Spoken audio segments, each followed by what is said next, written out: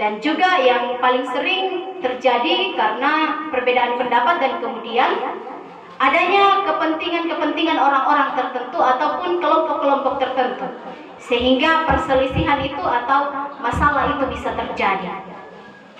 Dalam persekutuan pun juga demikian, Bapak Ibu Saudara. Perselisihan, pertengkaran itu biasa terjadi karena banyaknya hal.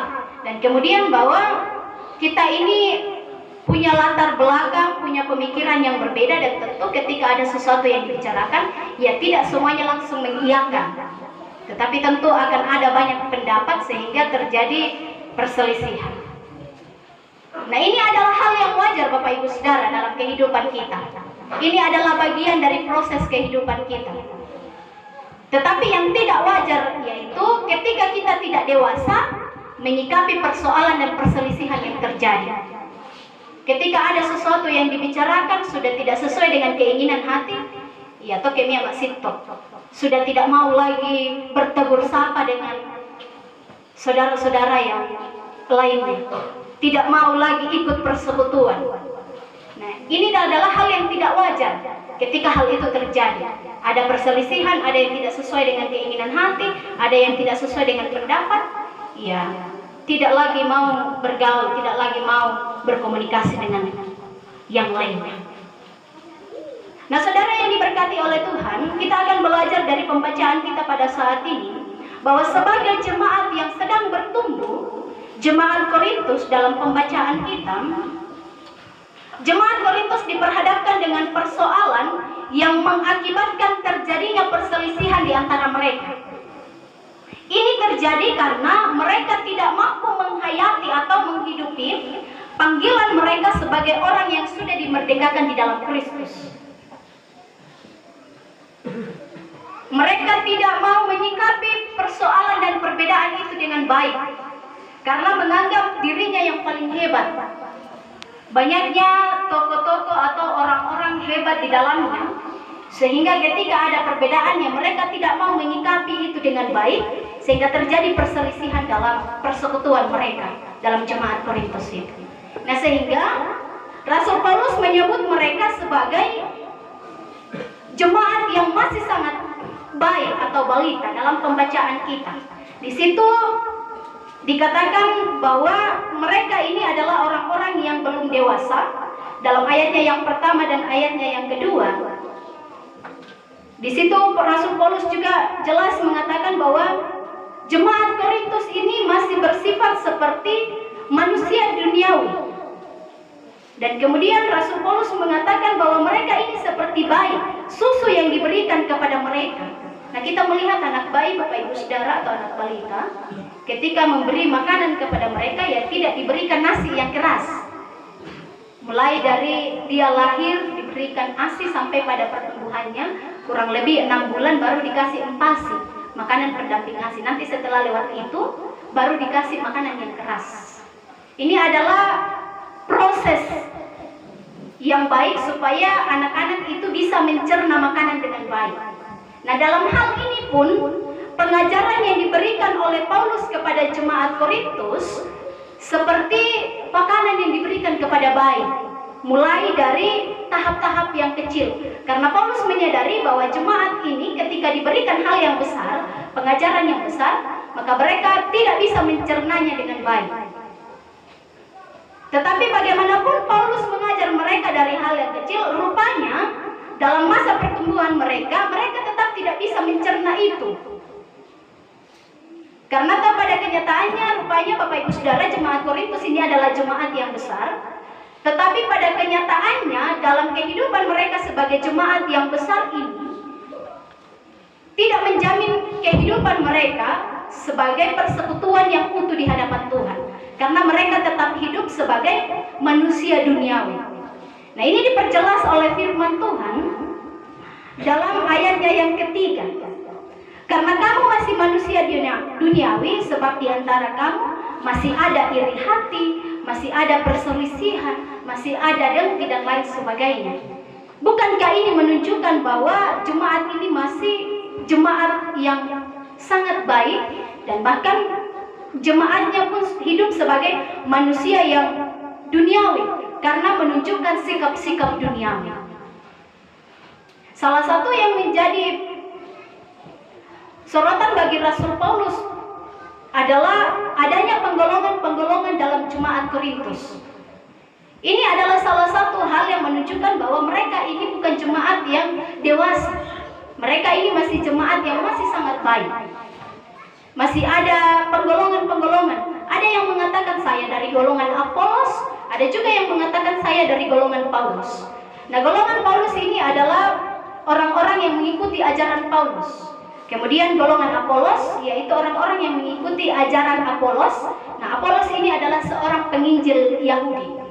Nah, sehingga dalam jemaat itu ada yang menerima ajaran Paulus, ada yang menerima ajaran Apolos, sehingga seolah-olah dalam jemaat itu ada dua kubu yang saling bertentangan. Nah, ini menunjukkan bahwa mereka ini belum dewasa.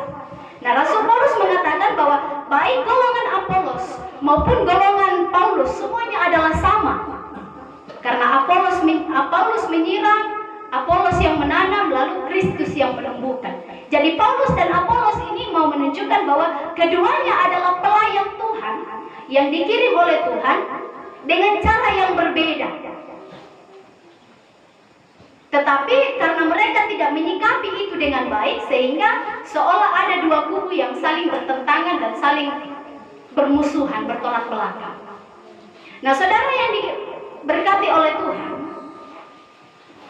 dari pembacaan ini, dari kisah kehidupan jemaat Korintus, kita mau belajar bahwa meskipun di tengah-tengah jemaat kita ini masih dikatakan juga masih sangat baik secara umur, karena baru umur 14 tahun, jemaat ini berdiri 14 tahun yang lalu.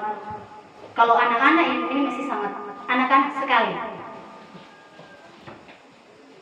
Tetapi mau menunjukkan kepada kita, Bapak Ibu Saudara, belajar dari firman Tuhan, bahwa umur 14 tahun janganlah hendaknya kehidupan kita juga sebagai jemaat pun ikut seperti umur anak-anak 14 tahun yang tidak menghayati panggilan kita sebagai gereja. Nah, kita percaya bahwa kehadiran kita di tempat ini yang awalnya bergabung dengan jemaat Buntu Kasisi, yang awalnya bergabung dengan jemaat Buntu Kasisi, boleh berdiri melalui beberapa pendiri-pendiri gereja, melalui orang tua, dan kita percaya bahwa Tuhan pakai mereka untuk membangun persekutuan kita di tempat ini. Jadi jangan ada yang mengatakan, saya golongannya orang tua ini yang sudah meninggal, saya golongannya ini orang tua yang ini dan itu. Karena mereka ini adalah alat yang Tuhan pakai untuk membangun kita, membangun persekutuan kita di tempat ini. Karena dari sejarah yang saya dengar, bahwa salah satu motivasi orang tua mendirikan jemaat Tuhan di tempat ini karena pertimbangan orang tua sudah tidak kuat lagi jalan ke Buntu Kasisi, sehingga didirikan jemaat Tuhan. Tetapi setelah berjalan 14 tahun dan saya di tempat ini, mulai dari vikaris sampai pada menjadi pendeta, menjadi gembala Tuhan di tempat ini, kurang lebih 2 tahun, 3 tahun, dan saya masih melihat bahwa kerinduan orang tua, persekutuan dibangun supaya semuanya bisa ikut persekutuan, tetapi pada kenyataannya ya hanya itu saja. Ini menunjukkan kepada kita, Bapak Ibu Saudara, bahwa kita ini adalah jemaat yang masih sangat duniawi, yang tidak menyikapi dengan baik kehadiran persekutuan kita di tempat ini. Bahkan masih ada penggolongan-penggolongan, masih ada hal-hal yang sering menjadi perselisihan yang tidak kita sikapi dengan baik. Dan kemudian Bapak Ibu Saudara, belajar dari Rasul Paulus, ia mengatakan bahwa baik Apolos maupun Paulus semuanya adalah rekan sekerja Allah. Nah, kita belajar bahwa di sini Rasul Paulus menunjukkan dan memahami apa peran pemimpin. Ia tidak serta-merta berdiri untuk membanggakan dirinya bahwa ikut saya, tetapi dia hadir di tengah-tengah jemaat Korintus, memahami peran pemimpin itu dengan baik, sehingga ia tetap merangkul golongan-golongan yang lain, mau mengatakan bahwa semuanya adalah sama, satu di dalam Tuhan. Jadi dia tidak berdiri untuk membanggakan dirinya, ia tidak mengambil kesempatan dalam kesempitan. Memahami tanggung jawab di tengah-tengah ladang Tuhan. Nah, saudara yang diberkati oleh Tuhan, nah sebagai jemaat yang sedang bertumbuh, mari kita belajar dari firman Tuhan yang sudah kita baca bersama saat ini. Kita belajar untuk menyikapi dan juga kita belajar untuk memahami kehadiran kita sebagai jemaat Tuhan di tempat ini. Jangan ada perbedaan-perbedaan, jangan ada penggolongan-penggolongan, tetapi kita memahami bahwa kehadiran kita di tempat ini adalah sama. Kita semua adalah kawan sekerja di ladang Tuhan. Mari bersama-sama membangun persekutuan kita agar kita menjadi utuh sebagai bangunan di dalam Allah. Tuhan Yesus memberkati kita. Amin.